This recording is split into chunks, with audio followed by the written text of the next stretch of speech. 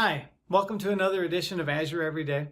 My name is Bob Rubaki and I'm a consultant with PragmaticWorks.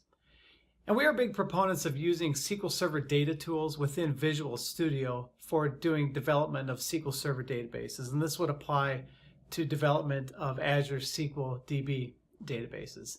And so I wanted to share a couple tips about using Visual Studio and SSDT for Azure SQL Database. And I want to begin with a mistake that I made recently on a project. And I want to show you that in this screenshot here. So I had created a new database project in Visual Studio. And when I went to set the target platform using the drop-down shown here, I selected Microsoft Azure SQL Database because that seemed to be what I wanted to do. It was pretty clear to me. And so I chose that platform and I created a couple tables, table scripts in the project. And when I went to build the project, I got an error saying that something that I had written was not supported in this version of SQL Server. And I thought that was a little bit odd. And it turns out that I was, what I needed to do was to use the Azure SQL Database V12 option that's shown here and not the Azure SQL Database option. And so once I did that, that resolved my problem. So I wanted to talk a little bit about that V12 and what that really means. But it is important to know at the beginning here that you'll want to select that option for V12 when you're doing development of Azure SQL databases in Visual Studio. Now, looking at this screenshot here, this is a very simple query that you can run against any of your Azure SQL DBs.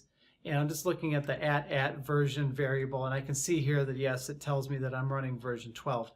Now version 12, this is something you can't change. Version 12 of the Azure SQL Database platform has been generally available since 2015, so it's been there for quite some time.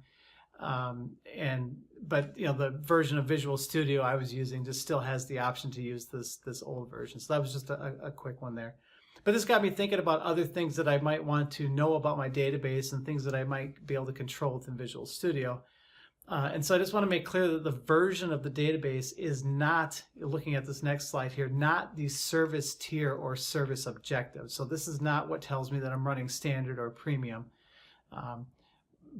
So just wanted to show quickly how you can look at what service objective or service tier you're running on your database, and you can do that with a quick query here against this view called sys database service objectives. And just by doing a simple query there, I can see that in my case, my database is a standard S0. Now this is something that you cannot actually change in Visual Studio. You can only change that through a SQL script or through the portal. I guess you can do some other scripting options as well, but you just can't do this through Visual Studio. Now, looking at this next query here of compatibility level, this is something that we can change in Visual Studio. But what a compatibility level is for your Azure SQL database, or it's really any SQL Server database, but in this particular case, I'm using Azure SQL Database.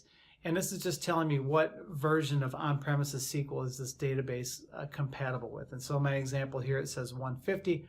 And that corresponds to the upcoming release of SQL Server 2019.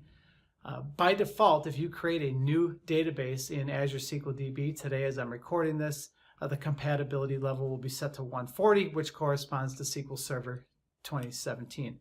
Now looking at this next screenshot from Visual Studio, this is how I can set the compatibility level of my database. So again, this is not the version of the service, and this is not the service tier, but the compatibility level. I can do that here. Again, from the database projects in Visual Studio, and then I can include this in my deployment scripts if I wish. So I hope you found this information about managing database properties in Visual Studio helpful. If you have any questions about this or the Azure SQL Data Platform, please reach out, let us know. Thank you.